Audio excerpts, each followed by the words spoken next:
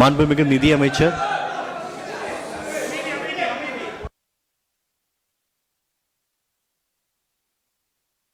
S அனைவருக்கும் வணக்கம். மாண்புமிகு நிதியமைச்சர், மதிப்பிற்குரிய நிதித்துறை செயலாளர் மற்றும் செயலாளர் செயலகம் ஆகியோரை வருக என்று வரவேற்கின்றேன். தற்போது நம்முடைய அரசினுடைய வெள்ளை அறிக்கை வெளியீடு செய்யப்பட உள்ளது.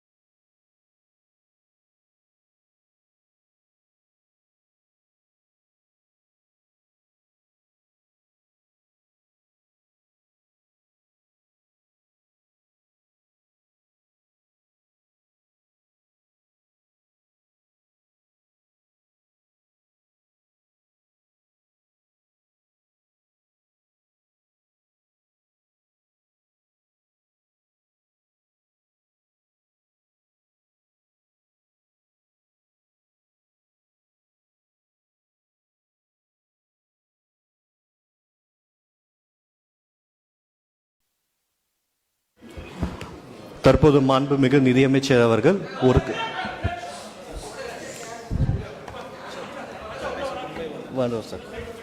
தற்போது மாண்புமிகு நிதியமைச்சர் அவர்கள் விளக்க காட்சியை காண்பிக்க உள்ளார். Sir, over to you sir.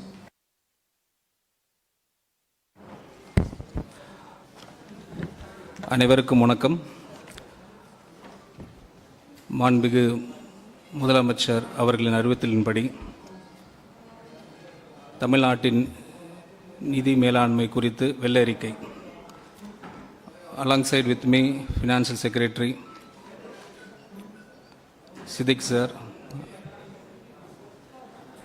and his team, and I like to welcome all of you for this white paper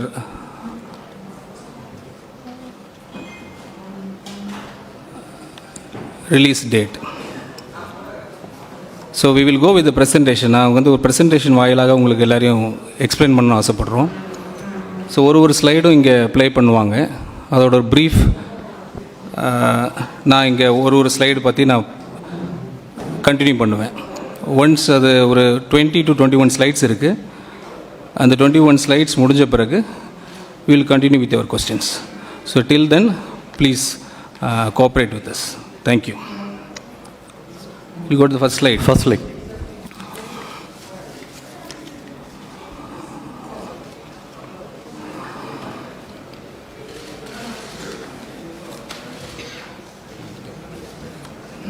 Okay. தமிழில் இருக்கு, இங்கிலீஷில் இருக்கு. So why this white paper? இன்று தமிழ்நாட்டின் மாநிலத்தின் கணக்கு புத்தகத்தை உங்கள் முன் திறந்து வைக்கிறேன். இது முழுமையான வெளிப்படைத்தன்மையுடன் ஆதாரங்களின் அடிப்படையிலும் உருவாக்கப்பட்ட ஒரு பகுப்பாய்வு கட்டமைப்பாகும்.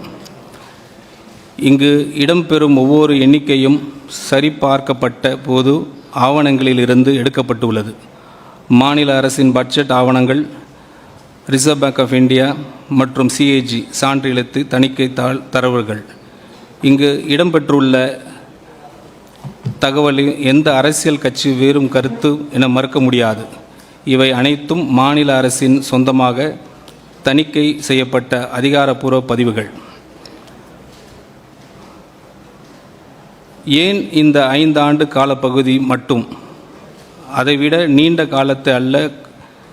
கொரோனா போர் தொற்றுக்கு பிறகு இந்தியாவின் அனைத்து மாநிலங்களுக்கும் ஒரு தொடக்க நிலையிலிருந்து பயணத்தை தொடங்கின. ஒரே மாதிரியான வெளிப்புற அதிர்வுகளை எதிர்கொண்டன. ஆகவே 2021-22 முதல் 25-26 வரையிலான காலப்பகுதியை கர்நாடகா, மகாராஷ்டிரா குஜராத் போன்ற ஒத்த தொழில்துறை அமைப்பும் பொருளாதார அளவும் கொண்ட மாநிலங்களுடன் நியாயமான ஒப்பீடு செய்யக்கூடிய ஒரு காலப்பகுதியாகும். இந்த ஆய்வின் முக்கிய கண்டுபிடிப்பு என்னவென்றால், அந்த மாநிலங்கள் மீட்சி காலத்தை பயன்படுத்தி தங்களின் நீதி பற்றாக்குறைகளை கட்டுப்படுத்தி குறைந்ததுதான். ஆனால் தமிழ்நாடு அதற்கு நேர்முறையாக செயல்பட்டது. முக்கியமான ஒவ்வொரு அடிப்படை சுட்டிக்காட்டிலும் கட்டமைப்பு ரீதியான பின்னடைவு சந்தித்தது.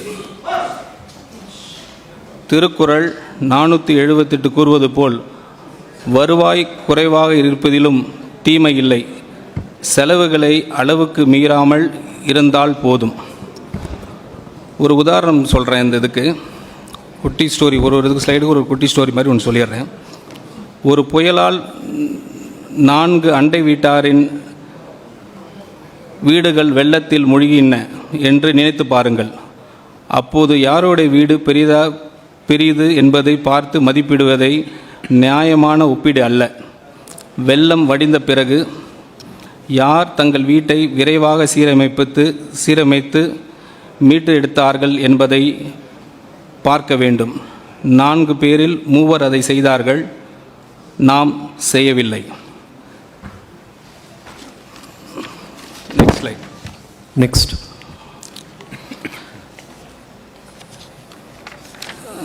This slide is about 5-year physical snapshot from 2021, 22 to 25 to 26 pre-account. இந்த ஒரே அட்டைவணை முழு கதையும் ஒரே பார்வையிலே சொல்லிவிடுகிறது. ஒவ்வொரு வரியும் இந்த காலப்பகுதியின் தொடக்கத்திலிருந்து இறுதி வரை படித்து பாருங்கள். வருவாய் பற்றாக்குறை ரூபாய் 78,324 கோடியாக உயர்ந்துள்ளது. இதுவரை இல்லாத அதிகபட்சம். சொந்த வரி வசூல் முயற்சி 5.45% குறைந்துள்ளது. இதுவரை இல்லாத குறைந்தபட்சம். மூலதன செலவு 1.44% குறைந்துள்ளது. இது ஒப்பிடும்போது மாநிலங்களில் மிக குறைவு.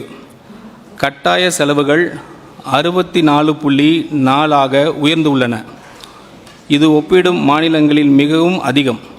கடன் 28.3% அளவிலேயே நிலைத்துள்ளது.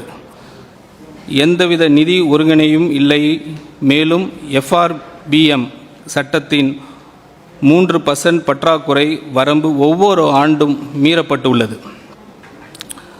ஒரு உதாரணம், 5 ஆண்டுகளாக ஒருவரின் ஆண்டு உடலை அறிக்கையில் இரத்த அழுத்தம், இரத்த சர்க்கரை, உடல் எடை மற்றும் கொலஸ்ட்ரால் ஆகிய அனைத்தும் தொடர்ந்து மோசமடைந்து கொண்டே இருந்தால் ஒரு அளவில் மட்டுமே கவலைக்குரியதாக ஆகலாம். ஆனால் அனைத்தும் ஒரே நேரத்தில் தவறான திசையில் நகர்ந்தால் அது வெறும் கவலை அல்ல, அது ஒரு தெளிவான நோயறிதல். Next slide.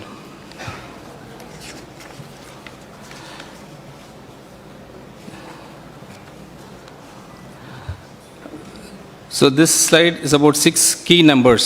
இது ரொம்ப முக்கியமான ஸ்லைடு.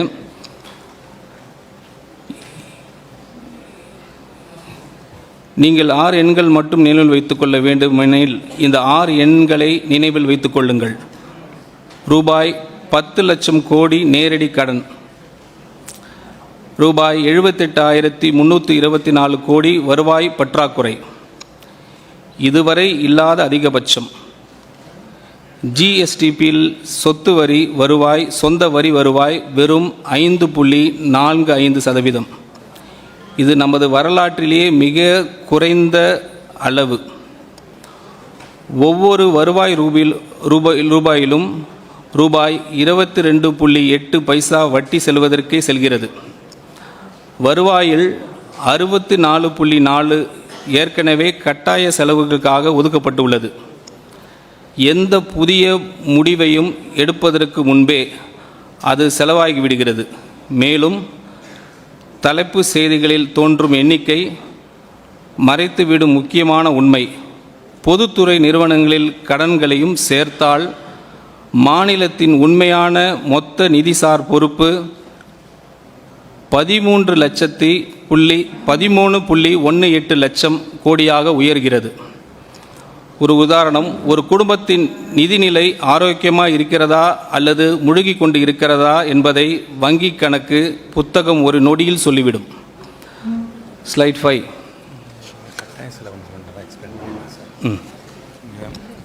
இந்த இதில் கட்டாயம் செலவுன்னுன்றது இல்லையா, அதனால் என்ன அர்த்தம்னா, நம்ம கவர்மெண்ட் வந்து வட்டிக்காக செலவு பண்ணுறது, சேலரிஸ்க்காக செலவு பண்ணுறது, பென்ஷன்ஸ்க்காக செலவு பண்ணுறது, இந்த மூணு ஐட்டம் டுகெதர், அது 3 ஐட்டம் மட்டுமே 64% வந்து வருவாயிலேருந்து 66% வருது. அந்த 3 ஐட்டம். நெக்ஸ்ட் ஸ்லைட் சொல்லிட்டிங்களா? ஓகே. ஸோ சஸ்டைனபிள் டெப்ட் nearly doubled in 5 years. Next slide அதை பற்றி பேசுகிறோம். இந்த முழு ஆவணத்திலே மிக முக்கியமான ஒரு உண்மை கவனியுங்கள். இந்த 5 ஆண்டு காலப்பகுதியில் மட்டும் தமிழ்நாடு ரூபாய் 4.87 லட்சம் கோடி புதிய கடனை சேர்த்து உள்ளது. அதாவது சுதந்திரத்துக்கு பிறகு மாநிலம் தனது முதல் 60 years சேர்ந்த மொத்த கடனை விட இந்த ஒரே 5 ஆண்டில் சேர்க்கப்பட்ட கடன் அதிகமாக உள்ளது.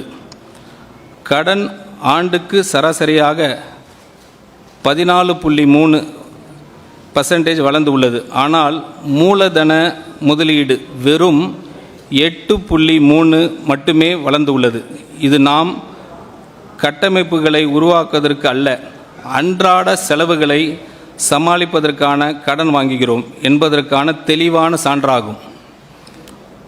ஒருவருக்கான கடன் பொறுப்பு கிட்டத்தட்ட இரட்டிப்பாகி ரூபாய் 1,28,934 உயர்ந்துள்ளது. இன்று தமிழ்நாட்டில் பிறக்கும் ஒவ்வொரு குழந்தையும் ₹1 கூட பொருளாதாரத்துக்கு பங்களிப்பதற்கு முன்பே இந்த கடன் பொறுப்புடன் பிறக்கிறது. குஜராத் 17.6, மகாராஷ்டிரா 19.7, கர்நாடகா 23.4 என்ற அளவில் உள்ளன. ஆனால் தமிழ்நாடு 28.3% என்ற நிலையிலே உள்ளது. இது பொதுவாக பாதுகாப்பானதாக கருதப்படும் 20% வரம்பை மிகவும் தாண்டி உள்ளது. ஒரு உதாரணம், ஒரு குடும்பம் வீடு கட்டப்பட்டதிலிருந்து கடந்த 60 ஆண்டுகளில் வாங்கிய மொத்த கடனை விட கடந்த 5 ஆண்டுகளில் அதிகமாக கடன் வாங்கியுள்ளது என்று நினைத்து பாருங்கள். அதிலும் அந்த கடன் புதிய சொத்துக்களை உருவாக்க அல்ல, அன்றாட செலவுகளை சமாளிக்க பயன்படுத்தி உள்ளது. Next slide. So 6th slide, interest now crowds out investment. அந்த ஸ்லைடில் நம்ம இப்போ ப்ரீஃப் பண்ணுறேன். இது அனைவரையும் கவலைக்குள்ளாக்க வேண்டிய ஒரு நிதி சார்ந்த அசாதாரண நிலை. நமது ஆண்டு வட்டி செலவு ரூபாய் 67,050 கோடியாக உயர்ந்து மாநிலத்தின் மொத்த மூலதன செலவை திட்டமான ரூபாய் 50,911 கோடியாக தெளிவாக மிஞ்சியுள்ளது. அதாவது எதிர்காலத்தை உருவாக்குவதற்காக செலவிடும் ஒவ்வொரு ரூபாய்க்கும் கடந்த கால கடன்களில் வட்டியை செலுத்துவதற்காக ரூபாய் 1.32 செலவாகிறது. இந்த நிலை முதலாக 2017-18 ஆண்டில் உருவானது. அதன் பிறகு ஒவ்வொரு ஆண்டும் இந்த இடைவெளி மேலும் விரைவடைந்து கொண்டே வருகிறது. தற்போது வட்டி செலவு மொத்தம் வருவாயில் 22.8 உள்ளது. இது விகிதம் கர்நாடகாவில் 16.4% ஆகும், குஜராத்தில் 12% ஆகும், மகாராஷ்டிராவில் வெறும் 10.3 மட்டுமே. மேலும் தமிழ்நாட்டின் சொந்த வரி வருவாயில் 34.8 வட்டி செலவிற்கே செல்கிறது. அதாவது மாநிலத்தின் சொந்த வரி வசூல் இயந்திரம் ஈட்டும் ஒவ்வொரு 3 ரூபாயிலும் 1க்கு அதிகமான தொகை எந்த ஒரு நலத்திட்டத்திற்கும் ஒதுக்கப்படுவதற்கு முன்பே பழைய கடன்களின் வட்டி செலுத்துவதில் கரைந்து விடுகிறது. கடந்த 5 ஆண்டுகளில் இந்த வட்டி செலவு 61% அதிகரித்து உள்ளது. ஒரு உதாரணம், ஒரு குடும்பத்தில் மாதந்தோறும் செலுத்தும் கடன் வட்டி குழந்தைகளின் கல்விக்காக செலவிடும் தொகையை விட அதிகமாகிவிட்டது என்று நினைத்து பாருங்கள். அது மட்டும் அல்லாமல் வீட்டை மேம்படுத்துவதற்காக ஒதுக்கப்பட்ட முழு பட்ஜெட்டையும் அது மிஞ்சிவிட்டது. அதாவது கடந்த காலத்தின் சுமை எதிர்காலத்திற்கான முதலீட்டை விழுங்கி கொண்டிருக்கிறது. Slide 7. Structural revenue deficit highest ever record. நமது வருவாய் பற்றாக்குறை ரூபாய் 78,324 கோடியாக உயர்ந்துள்ளது. இது ஜிஎஸ்டிபியின் 2.22% ஆகும்.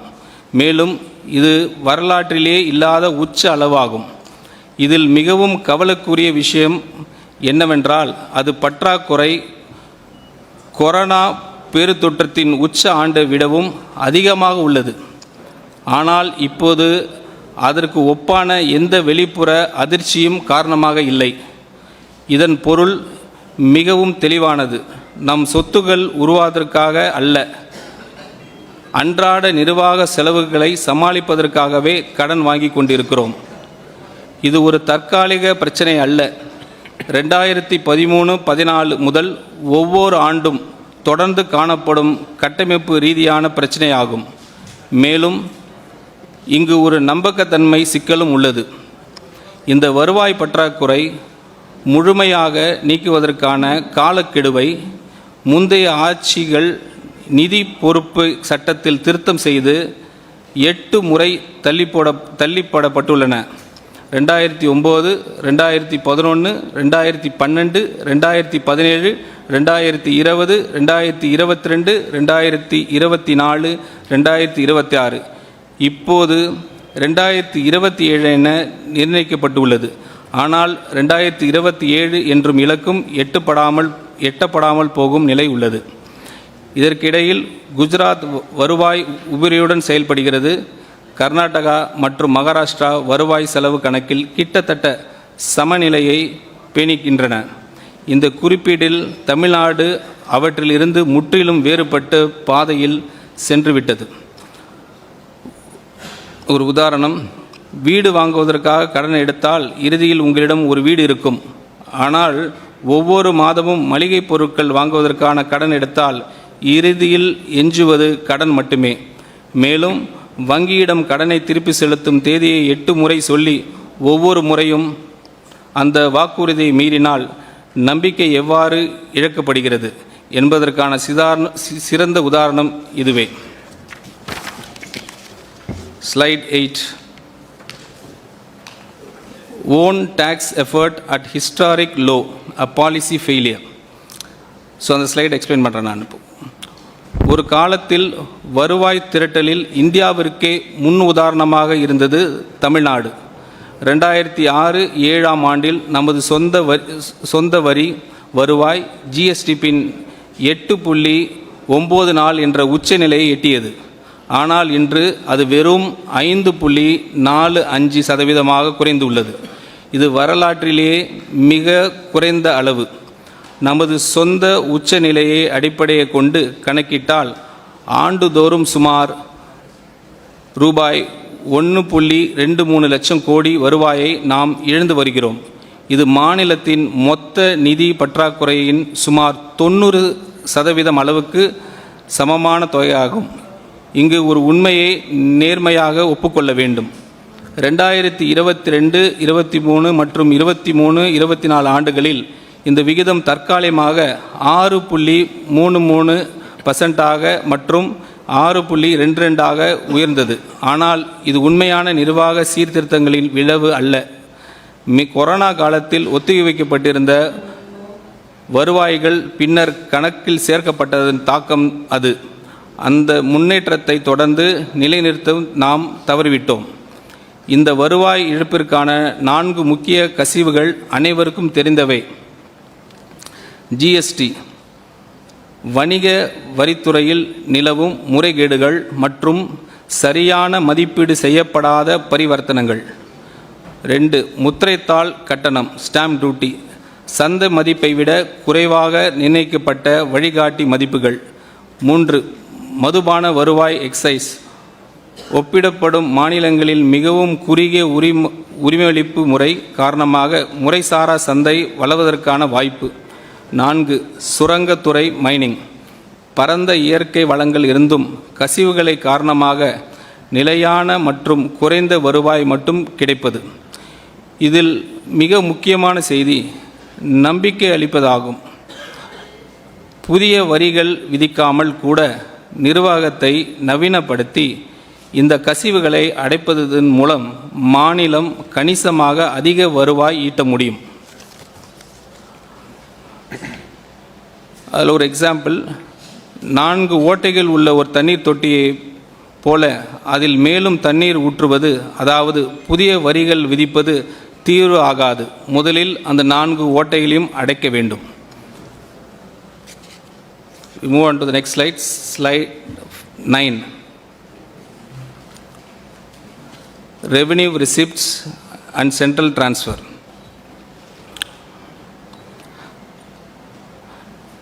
தமிழ்நாடு 2 முக்கிய வழிகளின் மூலம் மத்திய அரசை சார்ந்துள்ளது. முதலாவது, மத்திய வரி பகிர்வில் நமக்கு கிடைக்கும் பங்கு. 10வது நிதிக்குழு காலத்தில் அது 6.64% இருந்தது.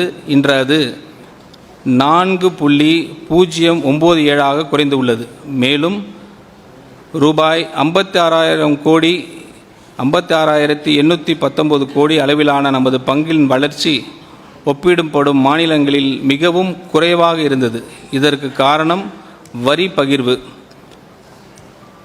ஃபார்முலா, வருமான இடைவெளி இன்கம் டிஸ்டன்ஸ், மக்கள் தொகை மற்றும் பரப்பளவு போன்ற காரணங்களுக்கு அதிக முக்கியத்துவம் அளிப்பதாகும்.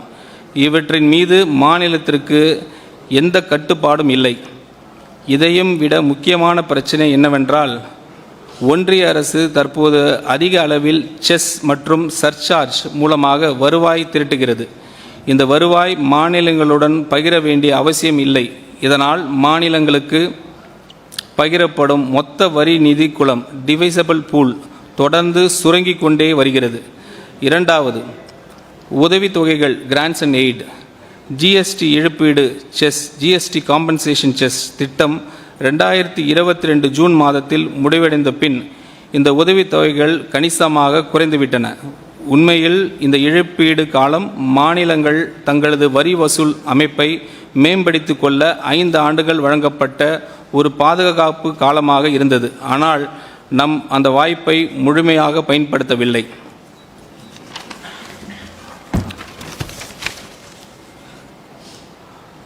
ஆனால் இவை அனைத்தும் கூறிய பிறகும்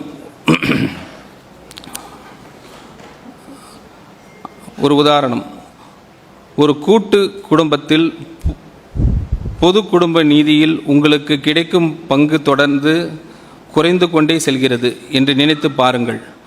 மேலும் முன்பு வாக்குறுதி அளிக்கப்பட்ட பரிசு இப்போது நீங்கள் ஏற்க முடியாத ஒரு நிபந்தனையுடன் வழங்கப்படுகிறது.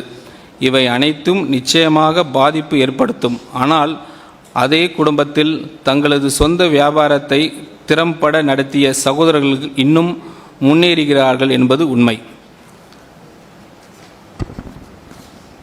ஸ்லைட் 10. கமிட்டட் எக்ஸ்பெண்டிச்சர், சார் சொன்ன மாதிரி 64.4 ஆஃப் ரெவென்யூ ப்ரீஎம்ப்டட். இது ரூபாய் 100 வருவாய் எடுத்துக்கொண்டு எளிமையாக விளக்குகிறேன். முதலில் வட்டி, ஊதியம் மற்றும் ஓய்வூதியம் போன்று நிர்ணயிக்கப்பட்ட தேதிகளில் கட்டாயமாக செலுத்த வேண்டிய செலவுகள் ரூபாய் 64.40 எடுத்துக்கொள்கிறேன். அதாவது வெறும் எதையும் செய்யும் முன்பே அந்த தொகை முழுவதும் செலவாகிவிடுகிறது. அதன் பின் வெளிப்படையாக அதிகம் தெரியாத இன்னொரு கட்டாய செலவு தொகை உள்ளது, ரூபாய் 23. இதில் உள்ளாட்சி அமைப்புகளுக்கு சட்டப்படி வழங்க வேண்டிய மானியங்கள், முத்திரைத்தாள் கட்டண மேலதிக வரிகள் இருந்து உள்ளாட்சி அமைப்புகளுக்கு கட்டாயமாக வழங்க வேண்டிய பங்குகள், மாநில கடன் பெற அனுமதிக்க மத்திய ஒன்றிய அரசு வலியுறுத்தும் மின்வாரிய இழப்பீடு நிதி உதவிகள், மேலும் ஓய்வூதிய திட்டத்தின் மாநிலம் வழங்க வேண்டிய இணை பங்களிப்பு ஆகியவை அடங்கும். இந்த இரண்டும் அடுக்குகளும் சேர்ந்து ஒவ்வொரு 100 வருவாயிலும் ரூபாய் 87 முழுமையாக எடுத்துக்கொள்கிறேன். இதனால் அனைத்து நலத்திட்டங்களுக்கும், சமூக பாதுகாப்பு திட்டங்களுக்கும் மற்றும் மூலதன கட்டமைப்பு முதலீடுகளையும் ஆகியவற்றை எஞ்சுவது வெறும் ரூபாய் 13 மட்டுமே. ரூபாய் 13 வைத்து ஒரு மாநிலத்தை நடத்துவதோ வளர்ச்சி பாதையில் முன்னேற்றுவதோ சாத்தியமில்லை. இதன் விளைவாக வழக்கமான அரசு திட்டங்களை கூட செயல்படுத்த மாநில கட்டாயமாக கடன் வாங்க வேண்டிய நிலைக்கு தள்ளப்படுகிறது. அந்த கடன் மேலும் கடனை உருவாக்குகிறது. அதிகரிக்கும் கடன் வட்டி செலவு உயர்த்துகிறது. அதிகரிக்கும் வட்டி செலவு அடுத்த ஆண்டில் எஞ்சும் அந்த ரூபாய் 13ஐயும் இன்னும் குறைக்கிறது. இவ்வாறு ஒரு தீய சுழற்சியை தொடர்கிறது. மேலும் புதிய உறுதியளிக்கப்பட்ட ஓய்வூதிய திட்டம் அஷ்யூர்ட் பென்ஷன் ஸ்கீம் ஆண்டுக்கு கூடுதலாக 5000 கோடி செலவை உருவாக்குகிறது. அதுவும் ஆண்டுதோறும் சுமார் 10% அதிகரிக்கும் என்று கணிக்கப்படுகிறது. ஒரு உதாரணம், மாதம் ரூபாய் 100 சம்பளம் பெறும் ஒருவரை நினைத்து பாருங்கள். அதில் வீட்டு கடன் தவணை, இஎம்ஐ, வீட்டு வாடகை மற்றும் குழந்தைகளின் பள்ளி கட்டணம் ஆகியவை 64 எடுத்துக்கொள்கின்றன.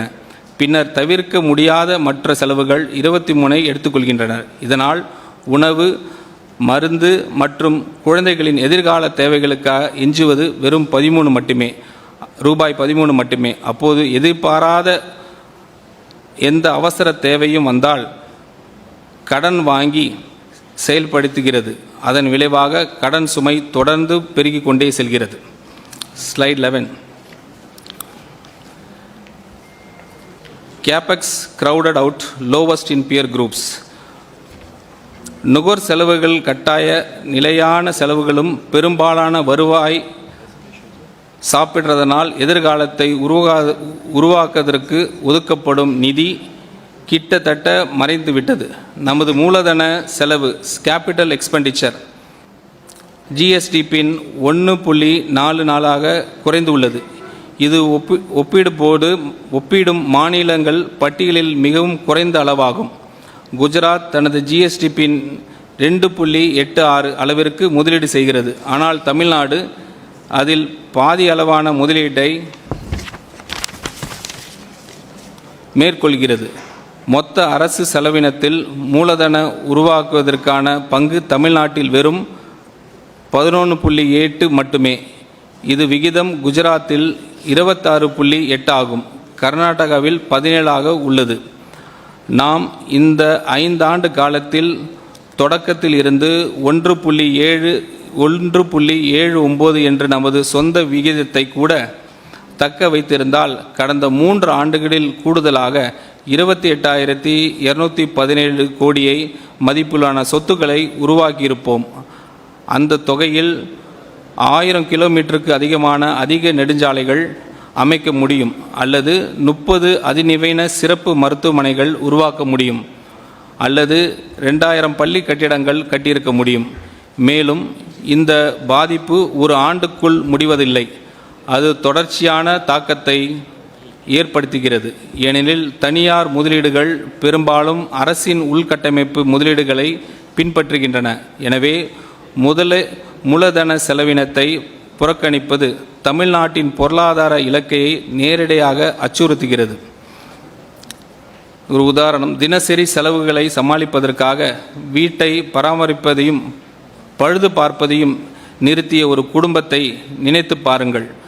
காலப்போக்கில் சுவர்களின் விரிசல்கள் பெருகும், வீட்டின் மதிப்பு குறையும். புதிய முதலீட்டாளர்கள் அல்லது வாங்குபவர்கள் நன்றாக பராமரிக்கப்பட்ட அண்டை வீட்டாருக்கு செல்வார்கள். அதுபோலவே உள்கட்டமைப்பில் முதலீடு செய்யாத பொருளாதாரம் புதிய முதலீடுகளை ஈர்க்கும் திறனை இழக்கத் தொடங்கும். Slide 12. FRBM compliance rules revised never met. சட்டப்படி நிதி பற்றாக்குறை ஃபிசிக்கல் டெபிசிட் ஜிஎஸ்டிபின் 3% என்ற வரம்பறிவில் உள் இருக்க வேண்டும். ஆனால் கொரோனா காலத்திற்கு பிறகு அந்த ஒவ்வொரு ஆண்டிலும் இந்த வரம்பு மீறப்பட்டுள்ளது. நடப்பு ஆண்டில் நிதி பற்றாக்குறை ரூபாய் 1,33,208 கோடியாக உயர்ந்துள்ளது. இது வரலாற்றிலேயே பதிவான மிக உயர்ந்த முழுமையான பற்றாக்குறை ஆகும். 2003ஆம் ஆண்டு முதல் நிதி பொறுப்பு சட்டம் ஃபிசிக்கல் ரெஸ்பான்சிபிலிட்டி ஆக்ட் பல முறை திருத்தப்பட்டுள்ளது. ஒவ்வொரு முறையும் இலக்கு எட்டப்படாததால் அதை அடைவதற்கான காலக்கெடு மேலும் தள்ளி போடப்பட்டுள்ளது. இருப்பினும் சமீபத்திய 2025-26 இலக்கு மீறப்பட்டுள்ளது. தற்போது 3.8 என்ற அளவில் இருக்கும் நிதி பற்றாக்குறை கடுமையான நிதி சவால்களை எதிர்கொண்டு வரும். பஞ்சாப் மற்றும் கேரளா போன்ற மாநிலங்களின் நிலைக்கு தமிழ்நாட்டு கொண்டு சென்றுள்ளது. அதே நேரத்தில் குஜராத்தின் நிதி பற்றாக்குறை வெறும் 1.9 மட்டுமே உள்ளது. மேலும் இந்திய கணக்காய்வாளர் மற்றும் தலைமை சிஏஜி ஒரு ஆழமான கவலையும் சொல்லியிருக்கிறாங்க. ஒவ்வொரு ஆண்டும் உண்மையான நிதி பற்றாக்குறை பட்ஜெட் மதிப்பீடில் பட்ஜெட் எஸ்டிமேட்ஸ் கூறப்பட்ட அளவை விட அதிகமாக உள்ளது. அதாவது சட்டமன்றத்திற்கு தொடர்ந்து மிகைப்படுத்தப்பட்ட நம்பிக்கையூட்டும் எண்ணிக்கைகளை வழங்கப்பட்டு வந்துட்டு இருக்கு என்பது அதன் பொருள். எனவே நிதி நிலைமை சீர் செய்வதோடு மட்டுமல்லாமல் அரசின் நிதி அறிக்கைகள் மீதான நம்பிக்கைத்தன்மையும் மீட்டு எடுப்பது தீர்வின் முக்கிய அங்கமாகும். ஒரு உதாரணம், இந்த கடனை நிச்சயம் அடைந்து விடுவோம் என்று அலாரம் வைத்துவிட்டு 20 ஆண்டுகளாக அதை தொடர்ந்து ஒத்தி வைத்து வருவதைப் போல், அதாவது ஜனவரி மாதம் குடும்பத்தினரிடம் இந்த ஆண்டாவது சேமிப்போம் என்று கூறிக்கொண்டே 20 ஆண்டுகளாக எதுவும் செய்யாமல் அப்படியே விட்டுவிட்டால் அதுதான் சூழலிப்போம். Slide 13. Contingent liabilities, the hidden debt. இன்னைக்கு தலைமை செய்திகளில் தெரியும் கடன் எண்ணிக்கையை தாண்டி மறைந்து இருக்கும் நிதி சுமையை பார்ப்போம். நேரடி அரசு கடனை உள்ளே ரூபாய் 10 லட்சம் கோடிக்கு அப்பால் மாநிலத்தின் பொதுத்துறை நிறுவனங்களில் ரூபாய் 3,18,176 கோடி அளவிலான மறைமுக ஆஃப் பட்ஜெட் பொறுப்புகள் உள்ளன. இதனால் மாநிலத்தின் உண்மையான மொத்த நிதிசார் பொறுப்பு ரூபாய் 13.18 லட்சம் கோடியாக உயர்கிறது. இதில் மிகப்பெரிய ஆபத்து மின்துறையில்தான் உள்ளது.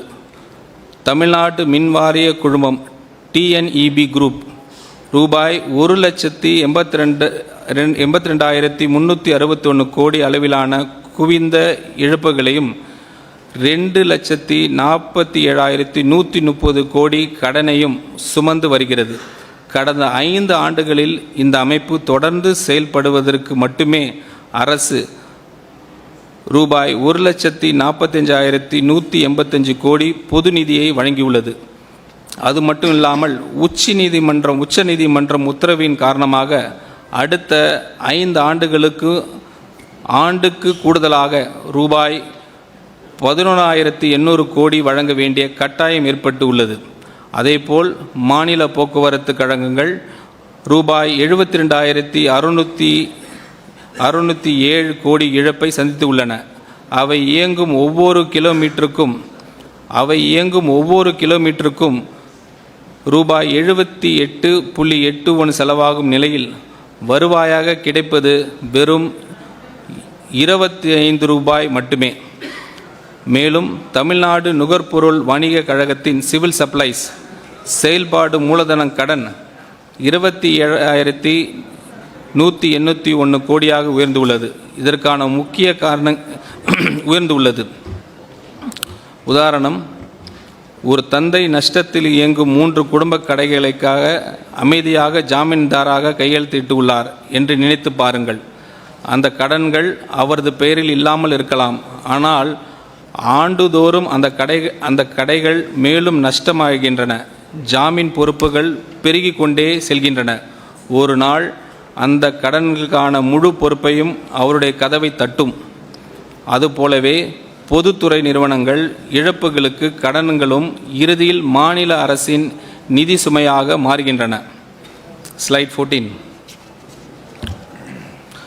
The true debt picture. இப்போது முழு படத்தையும் ஒரு சேரா பார்ப்போம். சட்டமன்றத்தில் அதிகாரப்பூர்வமாக காட்டப்படும் ரூபாய் 10 லட்சம் கோடி நேரடி அரசு கடன் மாநிலத்தின் பொதுத்துறை நிறுவனங்கள் சுமக்கும் ரூபாய் 3,18,176 கோடி கடன்களையும் சேர்க்க வேண்டும்.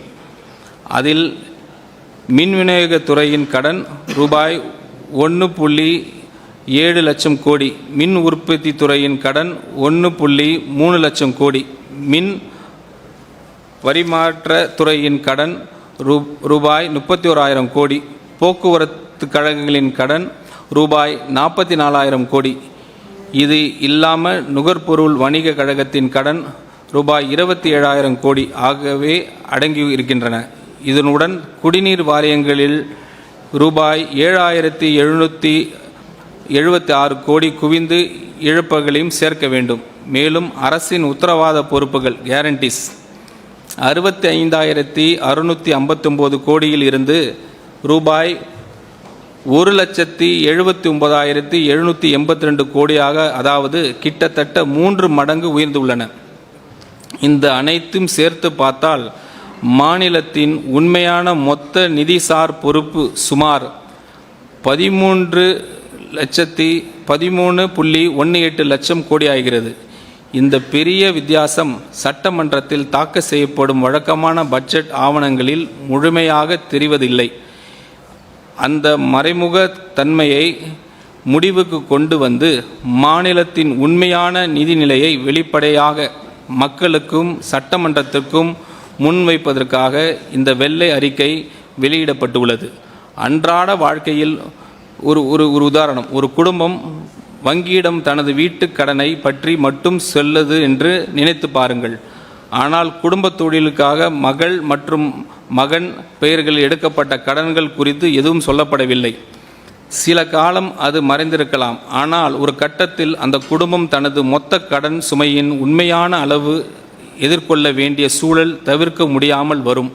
அதே போலவே மாநிலத்தின் முழுமையான நிதி பொறுப்புகளும் ஒரு நாள் முழுமையாக கணக்கில் எடுத்துக்கொள்ளப்பட வேண்டிய அவசியம் இருக்கு. Slide 15. The demographic dimension growing old. So growing old before growing rich.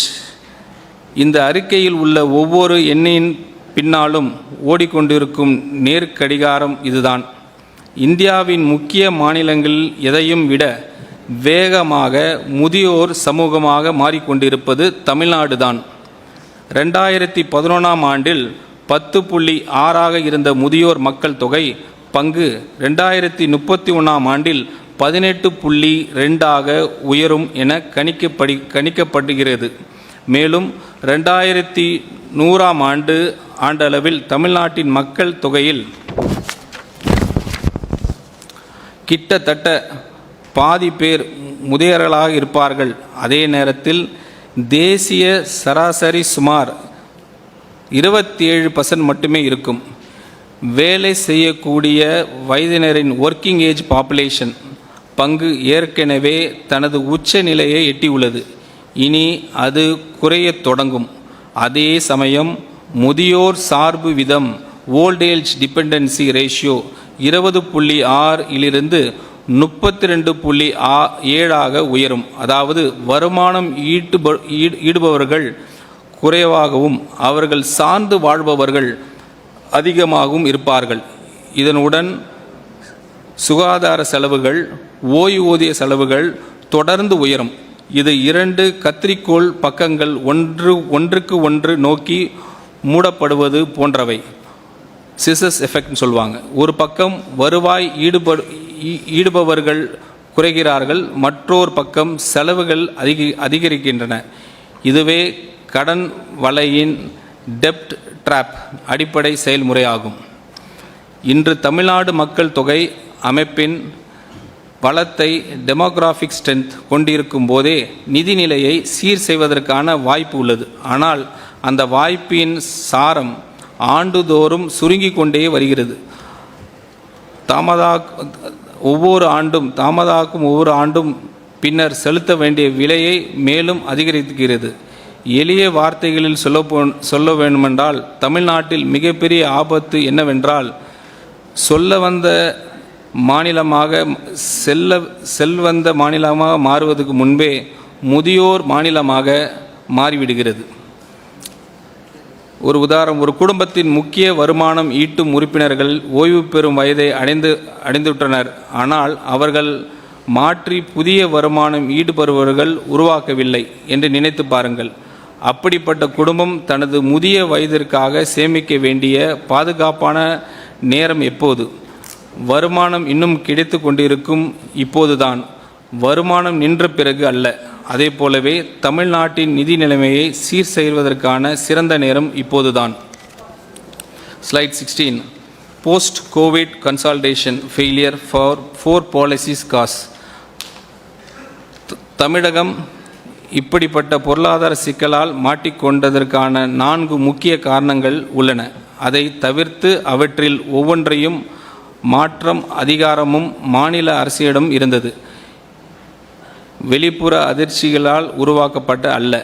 முதலாவது, ஆண்டுக்கு ரூபாய் 25,000 கோடி வரை செலவாகும் புதிய நலத்திட்ட பொறுப்புகள் அறிமுகப்படுத்தப்பட்டனர். ஆனால் அவற்றை நிலையான முறையில் நீதி அளிக்கும் தேவையான இணையான வருவாய் ஆதாரங்கள் உருவாக்கப்படவில்லை. இரண்டாவது, மிக முக்கியமான வரி மற்றும் நிர்வாக சீர்திருத்தங்கள் தொடர்ந்து ஒத்திவைக்கப்பட்டன. 2017ஆம் ஆண்டில் இருந்து ஜிஎஸ்டி இழப்பீடு திட்டம் ஒரு நாள் முடிவுக்கு வரும் என்பது அனைவருக்கும் நல்லாவே தெரிந்தது. திடீரெல்லாம் நிறுத்தல இருந்த போதிலும் அந்த மாற்றத்திற்காக தயாராக வேண்டிய நடவடிக்கைகள் பொதுவான அளவில் மேற்கொள்ளப்படவில்லை. மூன்றாவது, அன்றாட நிதி பற்றாக்குறைகளை சமாளிப்பதற்காக மூலதன செலவுகளை தொடர்ந்து பலியிடப்பட்டன. அதன் விளைவாக ரூபாய் 31,055 கோடி மதிப்பிலான சொத்து உருவாக்க வாய்ப்பு இழக்கப்பட்டது. நான்காவது, மாநிலத்தின் பொதுத்துறை நிறுவனங்கள் PSU நீண்ட காலமாக இருந்து வந்த கட்டமைப்பு ரீதியான பலவீனங்கள் சரி செய்யப்படாமல் விடப்பட்டன. மின்துறையின் நிதி இடைவெளி நிரப்புவதற்கான ரூபாய் 1,45,180 கோடி செலவிடப்பட்டது. போக்குவரத்து துறையின் செலவுகள் டபுள்டு. நுகர்பொருள் வணிக கழகத்தின் கடன் 27,181 கோடியாக உயர்ந்தது. இங்கே நான் மிகவும் தெளிவாக சொல்ல விரும்புவது ஒன்று உள்ளது. நலத்திட்டங்கள் தமிழ்நாட்டின் பெருமைக்குரிய பாரம்பரியம் தொடரும். பிரச்சனை ஒருபோதும் நலத்திட்டங்களில் அல்ல. பிரச்சனை என்னவென்றால் அவற்றை நீண்ட காலம் தாங்கி செல்வது தேவையான வருவாய் ஆதாரங்களை உருவாக்காமல் புதிய நலத்திட்டங்களை அறிமுகப்படுத்துவதில்தான் உள்ளது. அன்றாட வாழ்வில் ஒரு எக்ஸாம்பிள், ஒரு குடும்பத்தின் வருமானம் குறைந்த பிறகும் அது பெரிய மாதத்திர செலவுகள் பொறுப்புகள் ஏற்றுக்கொள்கிறது என்று நினைத்து பாருங்கள். அதே நேரத்தில் செலுத்த வேண்டிய வரிகளை தொடர்ந்து ஒத்தி வைக்கிறது. வீட்டை பராமரிக்காமல் சிதைய விடுகிறது. மேலும் நஷ்டத்தில் இயங்கும் குடும்பத்தை தொழிலுக்கு அதை சீர்திருக்கி தொடர்ந்து பணம் செலுத்தி கொண்டே இருக்கிறது. இவற்றில் ஏதேனும் ஒன்றை தனியாக சமாளிக்க முடியும். ஆனால் இந்த 4 ஒன்றாக நடந்தால் அதுவே ஒரு குடும்பத்தை நிதி நெருக்கடிக்குள் தள்ளும் பாதையாக மாறிவிடும். ஸ்லைட் 17.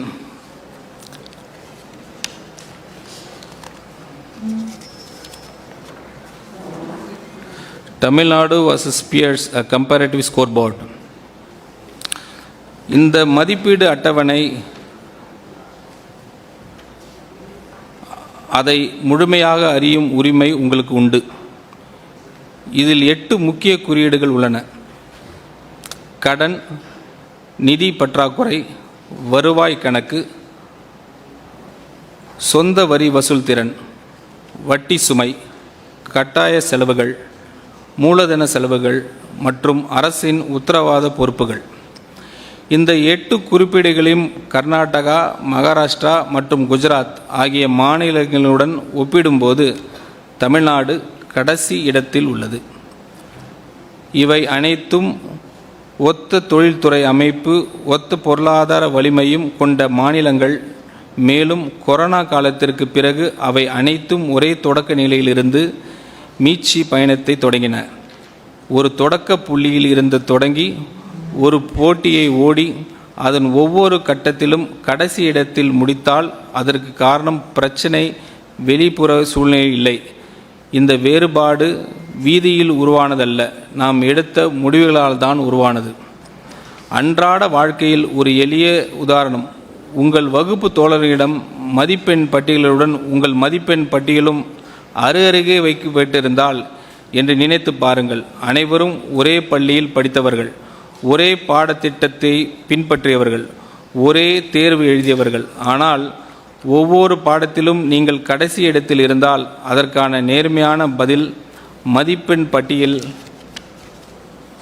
மறைப்பதல்ல, மாறாக நாம் எவ்வாறு படிக்கிறோம் என்பதை மாற்றுவதே சரியான பதிலாகும். Slide 18. The year ahead 2026-27 budget under scrutiny. இப்போது இந்த ஆண்டில் நிர்வகிக்க வேண்டிய நிதி இன்ஹெரிட்டன்ஸ் பார்ப்போம். இதில் உள்ள எண்ணிக்கைகளை குறித்து நாம் முழு வெளிப்படையை தன்மையுடன் பேச விரும்புகிறேன்.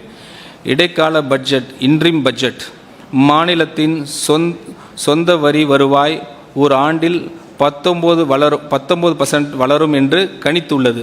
ஆனால் கடந்த 2 ஆண்டுகளில் கிடைத்த உண்மையான வளர்ச்சி வெறும் 6.8 மற்றும் 7.7 மட்டுமே. நடைமுறைக்கு ஏற்ற வகையில் 8% வளர்ச்சியை மட்டும் எடுத்துக்கொண்டால் பட்ஜெட்டில் இன்ட்ரிம் பட்ஜெட்டில் கணிக்கப்பட்டதை விட சுமார் 21,000 கோடி குறைவான வருவாய்தான் கிடைக்கும். மேலும் பட்ஜெட்டில் தவிர்க்க முடியாத 2 பெரிய செலவுகள் முழுமையாக அதில் காட்டவில்லை. ஒன்று, மின்வாரிய நிறுவனங்களின் இழப்பு ஈடுகட்ட ஆண்டுதோறும் வழங்க வேண்டிய சுமார் 16,000 கோடி நிதி உதவி. மற்றொன்று, உச்ச நீதிமன்றம் உத்தரவின் அடிப்படையில் கட்டாயமாக செலுத்த வேண்டிய ரூபாய் 11,800 கோடி. இதன் விளைவாக பட்ஜெட்டில் ரூபாய் 48,696 கோடி என காட்டப்பட்டுள்ள வருவாய் பற்றாக்குறை நடைமுறையில் சுமார் ரூபாய் 87,000 கோடியாக இருக்கும் வாய்ப்பு உள்ளது. அதாவது உண்மையான நிலையை விட கிட்டத்தட்ட 79% குறைவாக கணக்கிடப்பட்டுள்ளது. அதேபோல் உண்மையான நிதி பற்றாக்குறை ஃபிசிக்கல் டெபிசிட் சுமார் ரூபாய் 1.6 லட்சம் கோடியாக இருக்கக்கூடும். ஆனால் மாநிலம் சட்டப்படி பெறக்கூடிய அதிகபட்சம் கடன் வரம்பு ரூபாய் 1,52,144 கோடி மட்டுமே. எனவே ஒரு புதிய திட்டத்தை கூட தொடங்குவதற்கு முன்பே ரூபாய் 8,000 கோடிக்கு அதிகமான நிதி இடைவெளி ஃபண்டிங் கேப் உருவாகிறது. இந்த இடைவெளி இருப்பது நேர்மையாக ஏற்றுக்கொள்வதுதான் அதை சரி செய்வதற்கான முதல் மற்றும் மிக முக்கியமான படியாகும். ஒரு உதாரணம், கடந்த சில ஆண்டுகளில் உங்கள் சம்பளம் உயர்வு வெறும் 7% மட்டும் இருந்தபோதும் இந்த ஆண்டு எனக்கு 19% உயர்வு கிடைக்கும் என்று கருதி குடும்பத்தை செலவு திட்டத்தை அமைப்பது போன்றது. அதே நேரத்தில் மிகப்பெரிய 2 மாதத்திர கட்டணங்களையும் உங்கள் குறிப்பீடில் எழுதாமல் விடுவீர்கள். அப்படிப்பட்ட திட்டம் காகிதத்தில் அழகாக தோன்றலாம், ஆனால் மாத இறுதியில் உண்மையான நிலை அத்திட்டம் வாக்குறுதி அளித்தபடி இருக்காது. Slide 19. 6 principal findings, the cumulative picture. நிறைவாக சொல்வதற்கு முன் இந்த 6 முக்கிய கண்டுபிடிப்புகளையும் ஒரு முழு படமாக பாருங்கள். 5 ஆண்டுகளில் கடன் இட் ஹஸ் டபுள்டு. வட்டி செலவு மூலதன முதலீடு செலவை மிஞ்சி உள்ளது. வருவாய் பற்றாக்குறை கட்டமைப்பு ரீதியாக மாறியதோடு வரலாற்றிலே மிக உயர்ந்த நிலையை எட்டியுள்ளது. சொந்த வரி வசூல் திறன் கடுமையாக சரிந்துள்ளது. பொருளாதார பலவீனத்தால் அல்ல, வருவாய் கசிவுகள் மற்றும் ஒத்திவைக்கப்பட்ட சீர்திருத்தத்தினால் கட்டாய செலவுகள் வளர்ச்சிக்கான நிதியை ஒவ்வொரு ரூபாயிலும் வெறும் 13 பைசா அளவுக்கு குறைந்துவிட்டன. மாநிலத்தின் உண்மையான மொத்த நிதிசார் பொறுப்பு ரூபாய் 13.18 லட்சம் கோடியாக உயர்ந்துள்ளது. இவை 6 தனித்தனி பிரச்சனைகள் அல்ல, இவை அனைத்தும் ஒரே கட்டமைப்பு ரீதியான நோயின் 6 அறிகுறிகள். மேலும் ஒவ்வொன்றும் மற்றொன்றை ஊக்குவிக்கிறது. அதிகரிக்கும் கடன் வட்டி செலவு உயர்த்துகிறது. உயரும் வட்டி செலவு மூலதன முதலீடை சுருக்கிறது. குறைவான முதலீடு பொருளாதார வளர்ச்சியை மந்தமாக்கிறது. மந்தமான வளர்ச்சி வருவாய் உயர்வை பலவீனப்படுத்துகிறது. பலவீனமான வருவாய் மேலும் கடன் வாங்க வேண்டிய நிலையை உருவாக்குகிறது. இவ்வாறு ஒரு தீய சுழற்சி தொடர்ந்து இயங்குகிறது. இதன் விளைவாக அடுத்த தலைமுறைகள் சுமக்க வேண்டிய நிதி பொறுப்பின் பெரும் பகுதி ஏற்கனவே உறுதியாகிவிட்டது. அதனால்தான் நாம் நடவடிக்கை எடுக்க வேண்டிய தேவை இருக்கு. அதுவும் உடனடியாக நடவடிக்கை எடுக்க வேண்டும். ஒரு உதாரணம், இது 6 வெவ்வேறு நோய்கள் அல்ல, ஒரு நோய் 6 விதமான அறிகுறிகள் வெளிப்படுத்துகிறது. ஒவ்வொரு அறிகுறியும் தனித்தனியாக சிகிச்சை அளித்தால் முழுமையான குணமடைய முடியாது. நோயின் அடிப்படை காரணத்தை ஒருங்கிணைத்து முறையில் சிகிச்சை அளிக்க வேண்டும். மேலும் அது தாமதமாக அல்ல, ஆரம்பத்திலேயே செயல்பட வேண்டும். Slide 20. The way forward challenging but not hopeless. கடுமையான இந்த சூழல் இருந்து வெளியேறும் பாதை இதோ. அதில் மிக வலிமையான கருவி, மிகவும் எளிமையானது நிர்வாகத்திறன். ஒரு வரி விதத்தை கூட உயர்த்த வேண்டிய அவசியமில்லை. நமது நிர்வாக அமைப்பு மேம்படுத்தி ஊழியர்களின் செயல்திறனை உயர்த்தி வருவாய் கசிவுகளை தடுத்து ஊழலை ஒழிப்பதன் மூலம் இயல்பாகவே அரசின் வருவாய் அதிகரிக்க முடியும். சுத்தமான நேர்மையான நிர்வாகமே ஒரு முக்கியமான நிதிசார் சொத்தாக மாறுகிறது. இந்த திட்டம் 6 முக்கிய நடவடிக்கைகள் மீது அமைகிறது. வணிக வரித்துறை, கமர்ஷியல் டாக்ஸ், ஸ்டாம்ப்ஸ், முத்திரைத்தாள் கட்டணம் மற்றும் மைனிங் ஆகியவற்றில் உள்ள வருவாய் கசிவுகளை அடைப்பது. போட்டித்தன்மை கொண்ட திறந்த ஒப்பந்த முறைகள், காம்படிட்டிவ் டெண்டரிங் மூலம் கொள்முதல் செலவுகளை குறைப்பது. பொதுத்துறை நிறுவனங்கள், PSU கட்டமைப்பு ரீதியாக சீர்திருத்துவது. மின்துறைக்கு நீடித்த நிலையான கட்டண அமைப்பு, போக்குவரத்து துறைக்கு வழித்தட செயல்களின் மேம்பாடு, நுகர்பொருள் வணிக கழகத்திற்கு கொள்முதல் முறைகளின் சீர்திருத்தம். ஏற்கனவே மாநிலத்திடம் உள்ள அதிகாரங்களை பயன்படுத்தி வருவாய் அதிகரித்து வழிகாட்டி நில மதிப்புகளை சந்தை மதிப்பிற்கு அருகில் கொண்டு வந்தால், மதுபான உரிமை வழங்கும் அமைப்பை விரிவுபடுத்தல், சுரங்க நிர்வாகத்தை நவீனப்படுத்துதல், செலவினத்தை நுகர்வு நோக்கிலிருந்து மூலதன முதலீடு நோக்கத்தை மாற்றுவது. ஏனெனில் உள்கட்டமைப்பு முதலீடுகளை தனியார் முதலீடுகளை ஈர்க்கவும் சக்தி கொண்டவை. CAG சுட்டிக்காட்டிய இடைவெளிக்கு சுருக்கி நேர்மையான மற்றும் யதார்த்தமான பட்ஜெட் கணிப்புகளை வழங்குவது. இந்த நடவடிக்கைகள் அனைத்தும் மாநில அரசின் நேரடி அதிகார வரம்பிற்குள் உள்ளவை. இதில் எதுவும் குடிமக்கள் மீது கூடுதல் வரி சுமையை ஏற்படுத்துவதில்லை. நிர்வாக சீர்திருத்தங்கள் மூலமே மக்களுக்கான புதிய நலத்திட்டங்களை நிதி அளிக்கும் தேவையான நிதி இடத்தை, ஃபிசிக்கல் ஸ்பேஸ் உருவாக்க முடியும். ஒரு உதாரணம், ஒரு குடும்பம் தனது நிதி நிலையை சீர் செய்வதற்கு உடனடியாக 2வது வேலையை தேடுவதில்லை. மாறாக பணம் வெளியேறும் கசிவுகளை அடைகிறது, தேவையற்ற அதிக செலவுகளை நிறுத்துகிறது. நஷ்டத்தில் இயங்கும் கடையை தொடர்ந்து பணம் ஊற்றி நடப்பதற்கு பதிலாக அதை சீர்திருத்துகிறது. மேலும் தனது வரவு செலவு கணக்கை நேர்மையாக பதிவு செய்கிறது. இது கடினமான பாதையாக இருக்கலாம், ஆனால் நிலையானதும் செயல்படுத்தக்கூடியதாகும்.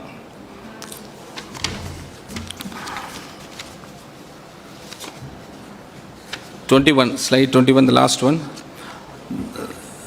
The purpose of this white paper. Thiruvalluvar கூறுகிறார், அளவுக்கு மீறினாலும் அளவுக்கு குறைந்தாலும் சமநிலையின்மை துன்பத்தை உருவாக்கும். அவர் உடல்நலத்தை பற்றி கூறிய இந்த உண்மை ஒரு மாநிலத்தின் நிதிநிலைக்கும் அப்படியே பொருந்துகிறது. இந்த வெள்ளை அறிக்கை 3 முக்கிய நோக்கங்கள் உள்ளன. வெளிப்படைத்தன்மை, டிரான்ஸ்பரன்சி. அரசு, சட்டமன்றம் மற்றும் மக்கள் அனைவரும் முழுமையான தகவலின் அடிப்படையில் விவாதிக்கவும் முடிவெடுக்கவும் உண்மைகள் மற்றும் ஆதாரங்களின் அடிப்படையில் தயாரிக்கப்பட்ட நிலையில் பதிவு வழங்குவது. பொறுப்புணர்வு, அக்கௌண்டபிலிட்டி. நிதி சிக்கலுக்கு வழிவகுத்து 4 கொள்கை காரணங்கள் நேர்மையாக அடையாளம் காட்டுவது. வருவாய் ஆதாரமின்றி மேற்கொள்ளப்பட்ட புதிய பொறுப்புகள், தொடர்ந்து ஒத்திவைக்கப்பட்ட சீர்திருத்தங்கள், பலியிடப்பட்ட மூலதன முதலீடுகள், சீர்திருத்தப்பட்ட பொதுத்துறை நிறுவனங்கள். தேர்ட் ஒன், கரெக்ஷன், திருத்தம். வருவாய் கசிவுகளை அடைத்து அரசு செலவுகள் தரத்தை உயர்த்துவது, பொதுத்துறை நிறுவனங்கள் சீர் செய்து கடன் சுமையை பொறுப்புடன் நிர்வகிப்பது. மேலும் இந்த ஒரு பட்ஜெட்டையும் தாண்டி நீடிக்கும் தூய்மையான ஊழலற்ற நிர்வாகத்தை வழங்குவது. இந்த எண்ணிக்கைகள் மனதில் வைத்துக் கொள்ளுங்கள். 10 லட்சம் கோடி நேரடி அரசு கடன், 78,324 கோடி வருவாய் பற்றாக்குறை.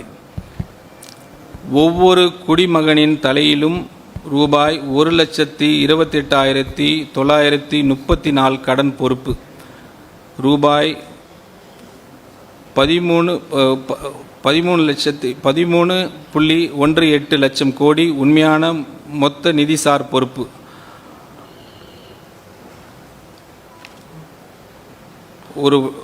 ஒரு எக்ஸாம்பிள், அன்றாட வாழ்வியல் ஒரு எளிய உதாரணம். ஒரு குடும்பம் தனது கணக்கை புத்தகத்தை நேர்மையாக படித்துவிட்டால் அது நம்பிக்கையும் இழக்காது. மாறாக ஒரு திட்டத்தை உருவாக்கும். இன்று நாம் கணக்கு புத்தகத்தை திறந்து பார்த்திருக்கிறோம். நாளை முதல் அந்த திட்டத்தை ஒன்றிணைத்து செயல்படுத்த வேண்டும்.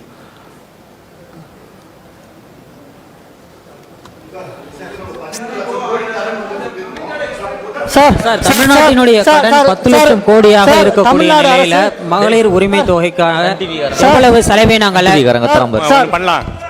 ஒன்று செய்யலாமா? ஒரு நிமிஷம், எல்லாரும் அமைதியா இருங்க, கொஞ்சம் அமைதியா இருங்க.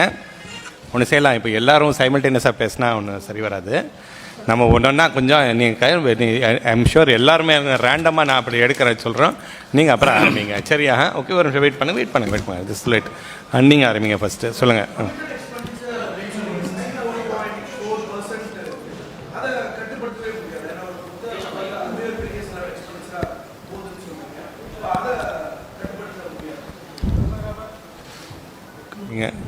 நீங்கள் சொல்கிறீங்களா? சொல்லுங்கள். கமிட்டட் எக்ஸ்பெண்டிச்சர் என்றால் 3 காம்பனண்ட். இது வந்து இன்டர்ஸ்டேட் மற்ற ஸ்டேட்ஸோட கம்பேர் பண்ணுறதுக்காக இந்த டேர்ம் கமிட்டட் எக்ஸ்பெண்டிச்சர்னு வந்து காமனாக யூஸ் பண்ணுற இது. அதில் வந்து சேர்ற ஐட்டம்ஸ் வந்து நம்பர் 1 இன்ட்ரெஸ்ட் பேமெண்ட்ஸ், வட்டி செலவு. வட்டி செலவு வந்து என்ன ஒன்றும் செய்ய முடியாது, அது ஏற்கனவே கடன் வாங்கினதுக்கு வட்டி கட்டி தான் ஆகணும் நம்ம. ஸோ அதனால அது ஒரு கமிட்டட் எக்ஸ்பெண்டிச்சர். அது தவிர நம்ம ஏற்கனவே கவர்மெண்ட்டில் இருக்கிற கவர்மெண்ட் சர்வெண்ட்ஸு அவங்க எல்லாருக்கும் கொடுக்குற சேலரிஸ் அண்ட் பென்ஷன்ஸ், போத்து அவங்களுக்கு சம்பளமும் அதோட பென்ஷன்ஸும் ரெண்டும், அதுவும் இந்த 3 ஐட்டமை சேர்த்து தான் கமிட்டட் எக்ஸ்பெண்டிச்சர்னு சொல்ல அளிக்கிறாங்க. அது வந்து நம்ம இதில் வந்து 100 ரூபா வருவாய் இருந்ததுன்னா அதில் வந்து 64 ரூபா நான் 64.4 ருபீஸ் வந்து அது வந்து இந்த 3 ஐட்டமுக்கு மட்டுமே அது வந்து செலவாகிறது. அது மட்டும் இல்லாமல் அது தவிர்த்து சார் சொன்ன மாதிரி மற்ற செலவுகள், அதை மற்ற இன்ஃப்ளெக்சிபிள் எக்ஸ்பெண்டிச்சர், அது கமிட்டட் எக்ஸ்பெண்டிச்சர் ஏன் சொல்கிறதெல்லாம் ஒவ்வொரு மாநிலத்துலையும் வந்து அந்த லோக்கல் பாடிஸ் கொடுக்குறது ஒவ்வொன்றும் டிஃப்ரெண்ட்டாக இருக்கும்.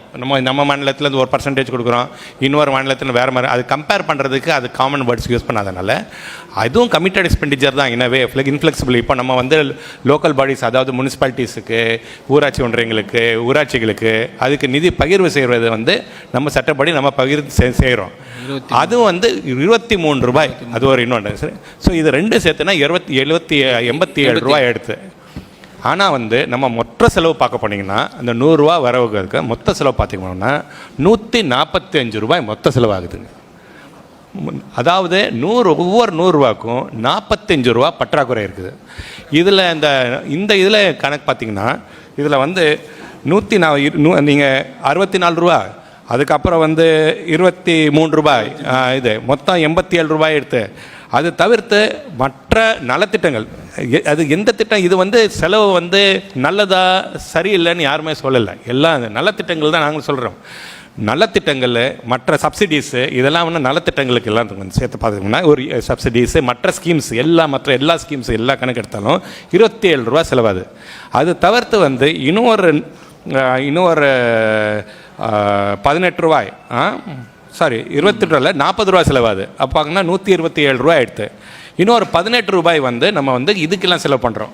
மூலதன செலவுகள், ரோடு போடுறது, பில்டிங் கட்டுறது, இது எல்லாத்துக்கும் வந்து இன்னொரு 18 ரூபாய் செலவு பண்ணுறோம். ஆக மொத்தம் 145 ரூபாய்.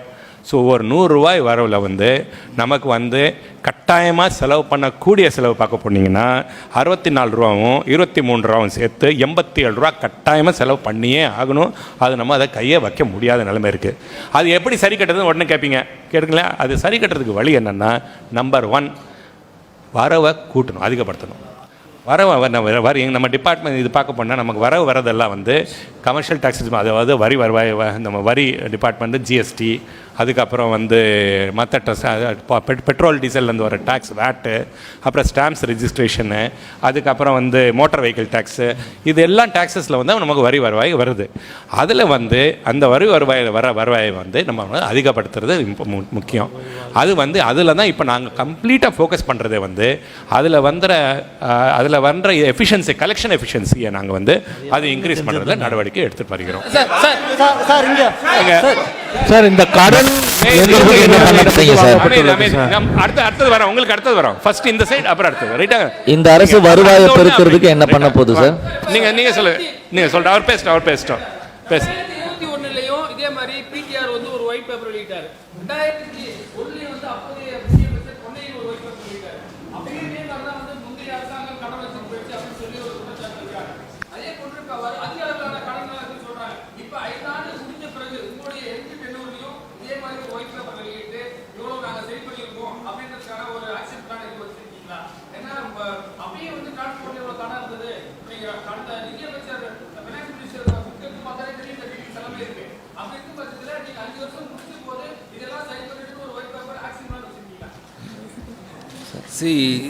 இந்த இப்போ நாங்கள் அனௌன்ஸ் பண்ணது வந்து just facts, what is available இந்த datas the CAG and RBI.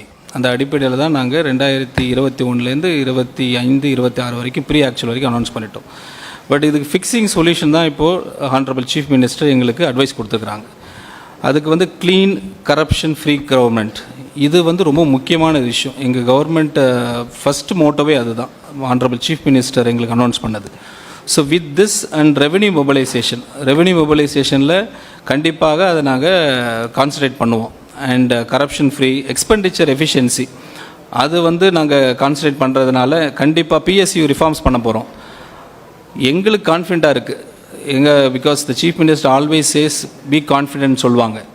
அதனால் we are very confident this is going to change. As what has happened in the last mandate given by the people of Tamil Nadu, definitely we feel that there is a huge change going to happen with one word, corruption free government and revenue mobilization இருக்கட்டும் and administrative efficiency. கண்டிப்பாக அது நடக்கும். இந்த 10 லட்சம் கோடி ரூபாய் எந்தெந்த நிறுவனங்கள் வாங்கப்பட்டிருக்கு செலுத்தக்கூடிய வட்டி விகிதம் எவ்வளவு sir? Sir public sector undertakings sir. No, wait, please wait, relax. One by one we'll start do, right? Okay, we'll give time, enough time, we'll spend another 15 minutes. கொஞ்சம் இருங்க, கொஞ்சம் அமைதியா, first அமைதியா இருந்தா தான் we can move forward. Sir, just adding to one question. Wait. Sir, you compared. No, there are others waiting. Please wait. Sir 10 லட்சம் கோடி ரூபாய் கடன் எந்தெந்த நிறுவனங்களிடமிருந்து வாங்கப்பட்டிருக்கு சார்?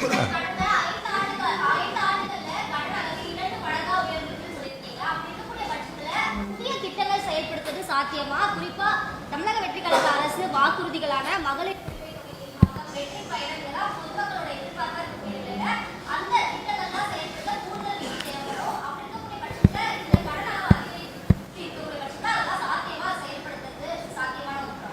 வெரி நியாயமான கேள்வி.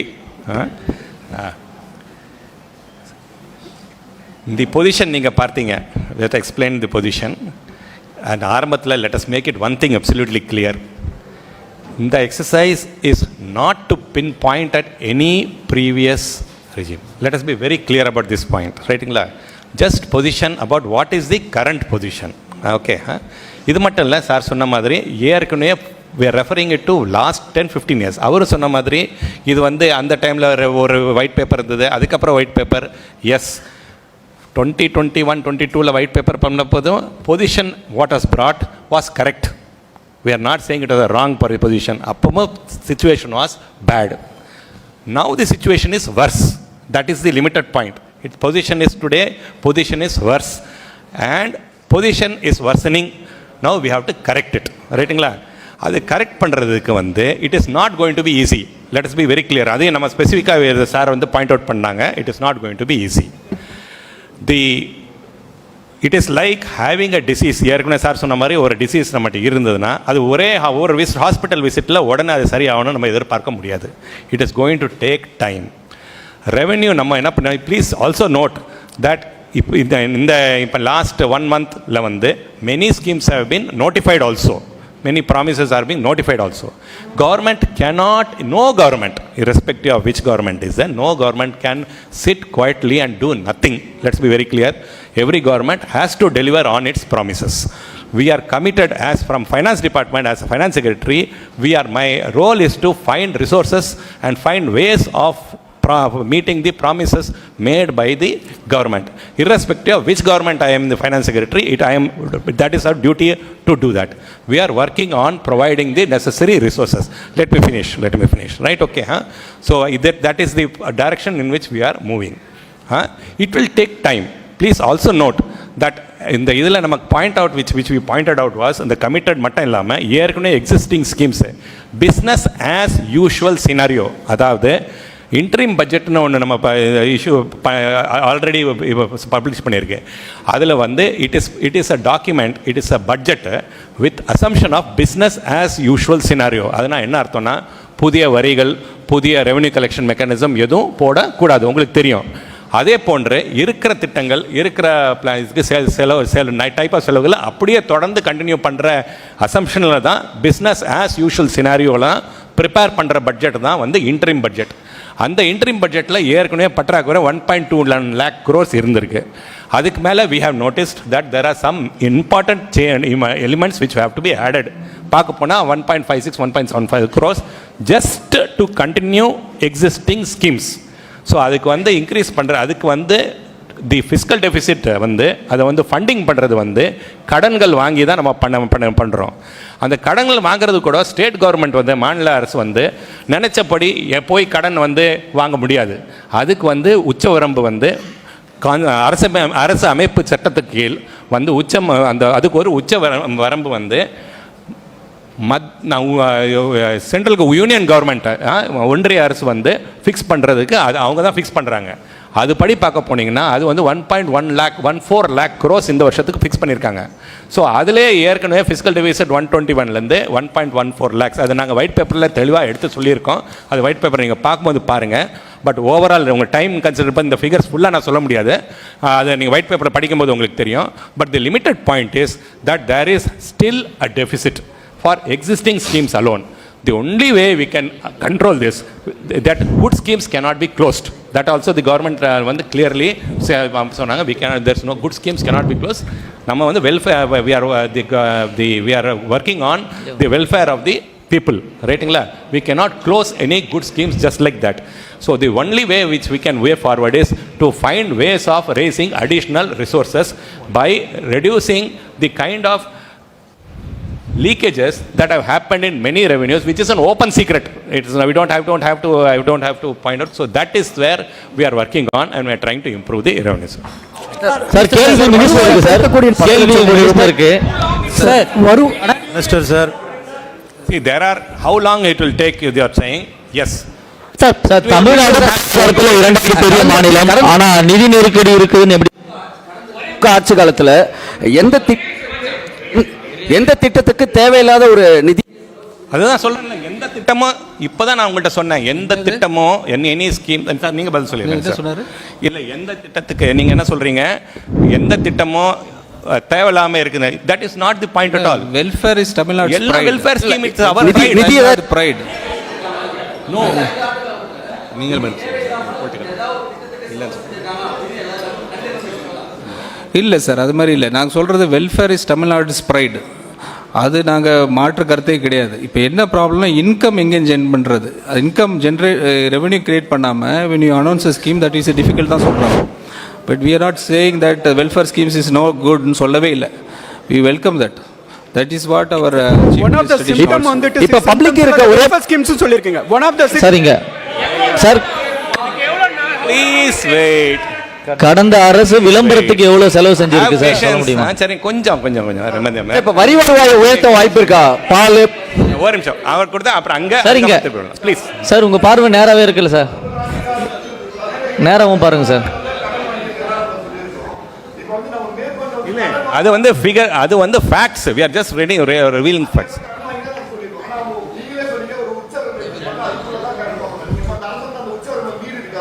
அதான் அமெண்ட்மெண்ட் பண்ணிட்டு இருக்காங்களே சார். அது அந்த உச்சவரம் நீங்க சொல்ற வந்து ஆக்ட் படி, அதாவது 2 டைப் ஆஃப் உச்சவரம்பு இருக்குங்க.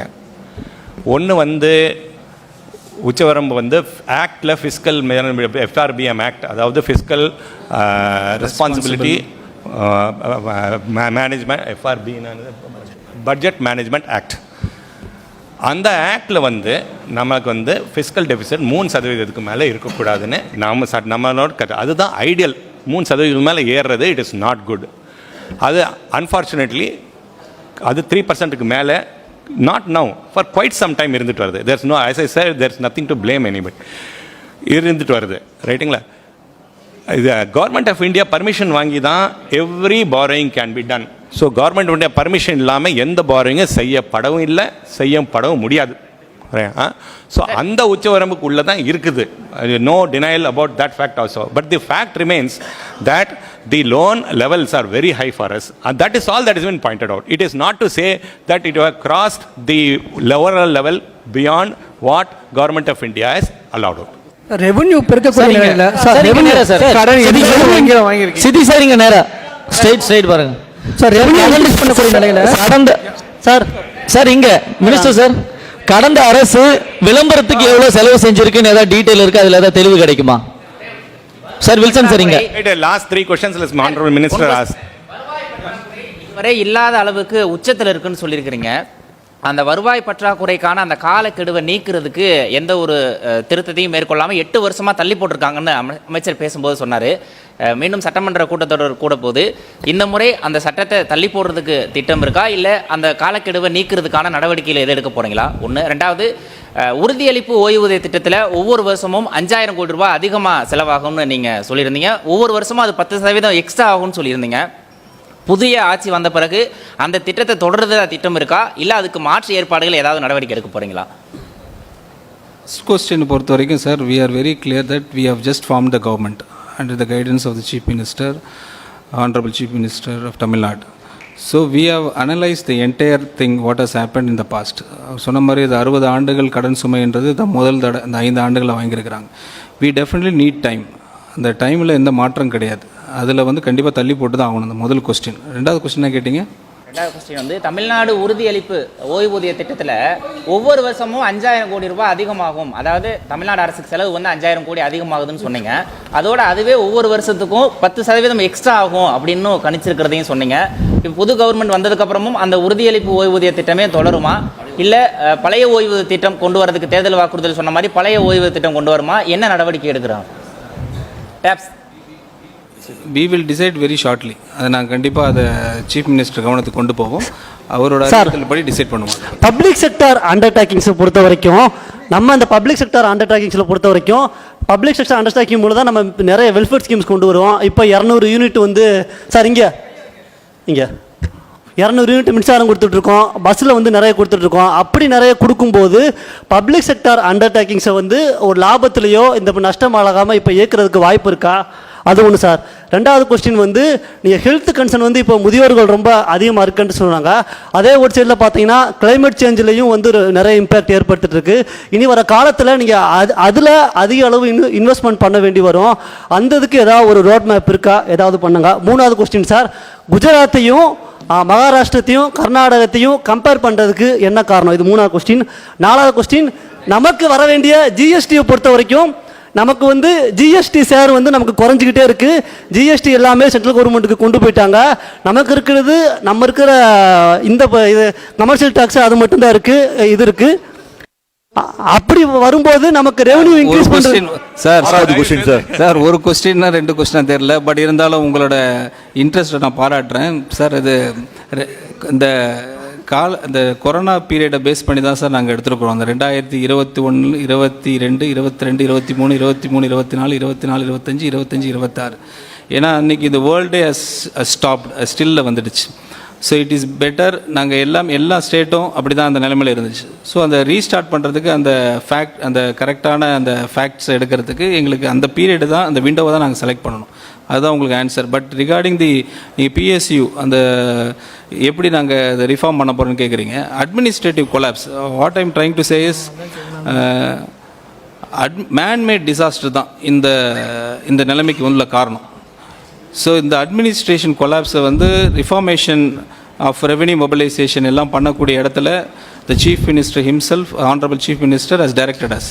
ஸோ கண்டிப்பாக அது அட்மினிஸ்ட்ரேட்டிவ் வந்து டுவர்ட்ஸ் த பெஸ்ட்டாக இருக்கும், கரப்ஷன் ஃப்ரீயாக இருக்கும். ஸோ அதனால் we will definitely we can bring back to the normal position நம்புறோம். எந்தெந்த துறையில் சார் கோடி ரூபாய் கடன் எங்கெங்க அதிகம் சார்? சார் எந்தெந்த டிபார்ட்மெண்ட்ல வரி உயர்வு திட்டமிட்டிருக்கீங்க sir?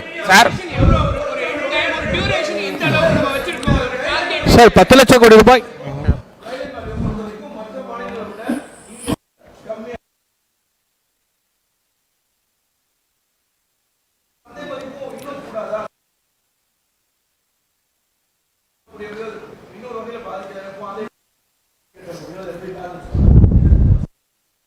Last year what has happened everybody knows. இங்கே இருக்கிறவங்க எல்லாருக்கும் டிரான்ஸ்பரண்ட் தான். இது யாருக்கும் ஒளிவு மறைவே கிடையாது.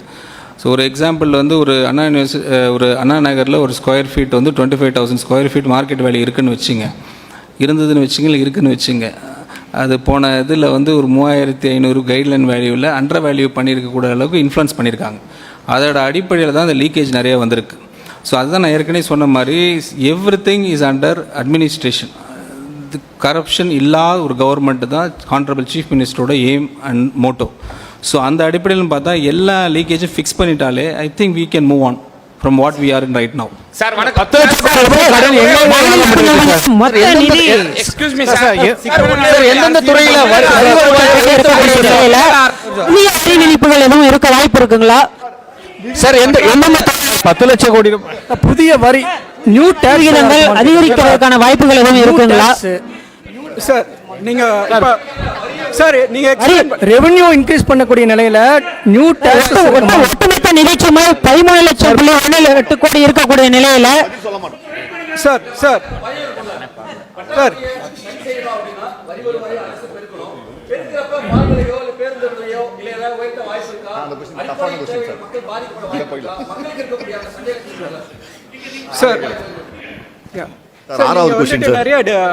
நிறைய டிஸ்பிளே பண்ணீங்க, நிறைய factors you compared Gujarat and other states like Karnataka எல்லாமே. when compared to per capita we are in the forefront. We actually per capita is 4.8. Tamil Nadu is per capita. Gujarat what you have posted is some 3 point something per capita. And socio-economic இது பார்த்தீங்கன்னா இண்டிகேட்டர்ஸ்லாம் பார்த்தீங்கன்னா Tamil Nadu is superior than when you compare to other states despite all shortcomings.